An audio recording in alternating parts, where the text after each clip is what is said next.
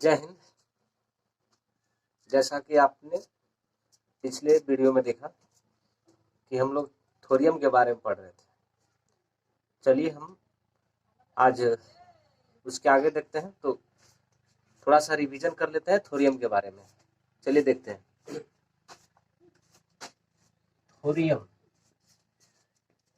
Thorium में इसमें हमने आपको बताए थे कि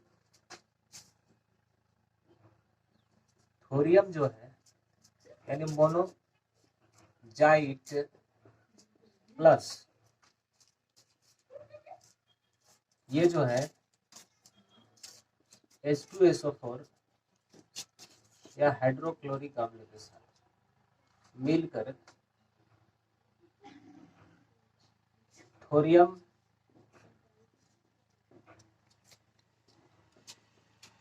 फॉस्फेट, और दूसरा हम लोग देखेंगे कि थोरियम क्लोराइड, इसके साथ सोडियम निर्वात में मिलकर ये थोरियम का निर्माण करता है। तीसरा हम लोग देखें कि जो थोरियम है आयोडाइड कैल्शियम के साथ मिलकर और जो टंगस्टन होता है इसके थ्रू विद्युत धारा प्रवाहित कराकर थोरियम का उत्पादन होता है।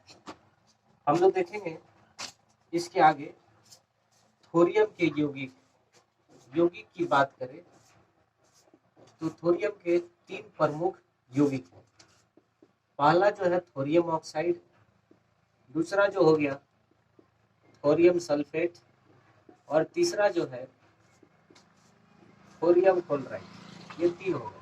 तो थोरियम के 3 यौगिक, पहला जो है थोरियम ऑक्साइड, दूसरा थोरियम सल्फेट, और तीसरा जो है थोरियम क्लोराइड। अब इसके बाद हम लोग देखते हैं थोरियम का यूज कहाँ है। तो सबसे पहली बार हम लोग यूज के बारे में देखेंगे।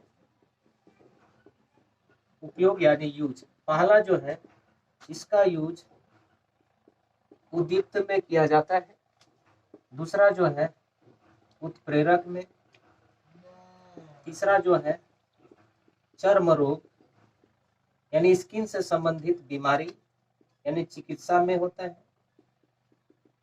चिकित्सा में इसका इस्तेमाल होता है। रेडियोधर्मिता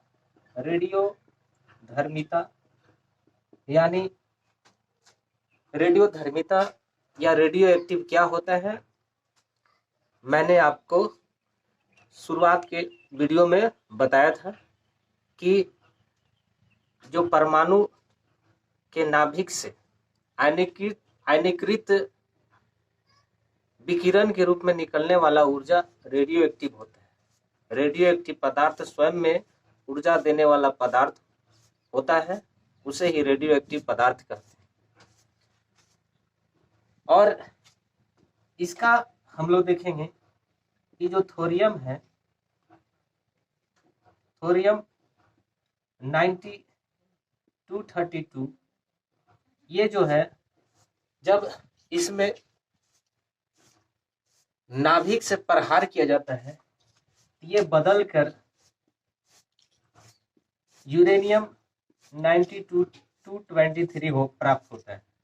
यानी इसका मतलब ये हो गया कि थोरियम से यूरेनियम बनाया जा सकता है। क्या करना होगा, तो थोरियम के जो परमाणु है उसके नाभिक में न्यूट्रॉनों से प्रहार किया जाएगा तो वो किस रूप में बदल जाएगा, तो यूरेनियम के रूप में बदल जाता है। तो ये हो गए। आगे हम लोग देखते हैं अर्ध आयुकाल। अर्ध आयुकाल क्या होता है, हाफ लाइफ पीरियड। अर्ध आयुकाल किसे कहते हैं, तो हम लोग देखेंगे कि ये प्रारंभिक का आधा अर्ध आयुकाल कहलाता है। प्रारंभिक का आधा अर्धायु काल कहलाता है। इसमें सबसे पहली बार इसके बारे में स्टडी करने का काम जो किए थे रदरफोर्ड के द्वारा किया गया था। इसलिए इस थ्योरी को रदरफोर्ड थ्योरी भी हम लोग देख रहे हैं। इसके द्वारा 1907 से लेकर 1950 ईस्वी सन के बीच में क्रमवार अध्ययन चला और उसमें ये देखा गया कि रेडियम से लेकर उन्होंने सीसा तक के बीच में माप किया और उसी के आधार पर चट्टानों की जो आयु होता है, चट्टानों की आयु का पता लगाया। किसका पता लगाया? तो चट्टानों की आयु का पता लगाया। ये देखिए अर्धायु काल जो है, हाफ लाइफ पीरियड, ये प्रारंभिक आधा होता है। रदरफोर्ड थ्योरी दिए थे 1907 से 1950 के दौरान रेडियम से लेकर सीसा तक इन्होंने स्टडी किया और उसके उपरांत चट्टानों के आयु निकलने में सफलता प्राप्त की। आगे देखते हैं, फॉर एग्जाम्पल हम लोग देखते हैं कि एक क्वेश्चन है कि कितने अर्ध आयु काल में कोई रेडियो एक्टिव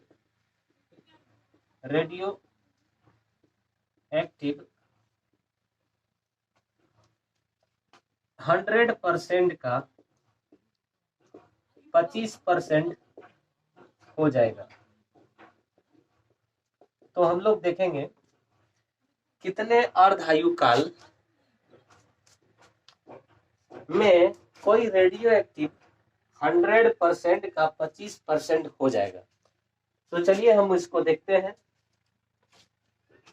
तो आंसर हम लोग यहाँ पर देखेंगे कि कहता है कि कोई रेडियो एक्टिव पदार्थ है 100% का कितना हो जाएगा?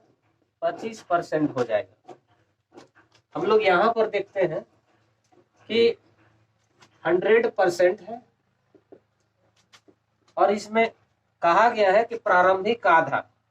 तो यहाँ पर देखते हैं 100 है, 30 का आधा करेंगे तो 50% हो गया, तो एक अर्धायु काल हो गया।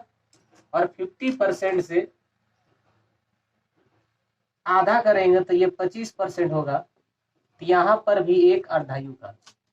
तो इस प्रकार से यहाँ पर कितने अर्धायु काल हो गए?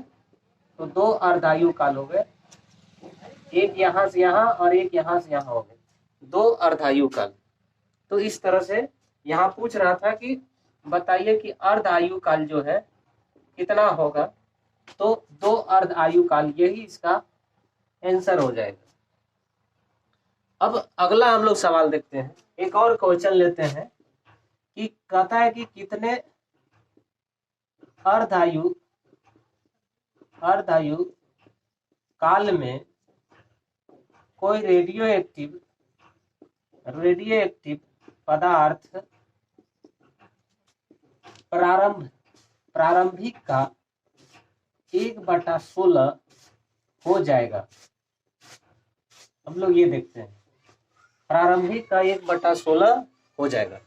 तो चलिए देखते हैं कि प्रारंभिक का 1/16 हो जाएगा कितने अर्धायु काल में। तो यहाँ पर प्रश्नवाचक चिन्ह हो जाएगा कि कितने अर्धायु काल में 1/16 हो जाएगा। तो चलिए हम लोग देखते हैं कि मान लेते हैं कि कोई जो पदार्थ है वो 1 है, 1 हो गया, 1 का आधा करते हैं तो 1/2 यानी 1 अर्धायु काल हो गया। और 1/2 को दोबारा से आधा करते हैं तो ये 1/4, यहाँ पर भी 1 अर्धायु काल हो गया। और हम देखते हैं नेक्स्ट बढ़ाते हैं, 1/4 को आधा करते हैं तो ये 1/8 हो जाता है। यहाँ पर 1 अर्धायु काल यहाँ भी मिला और 1/8 को फिर आधा करेंगे तो ये जो है 1/16 प्राप्त हो जाएगा।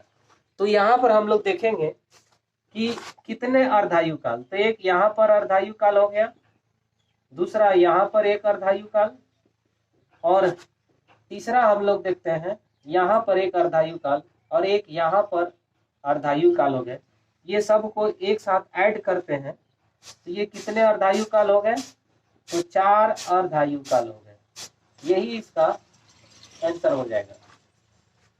समझ गए?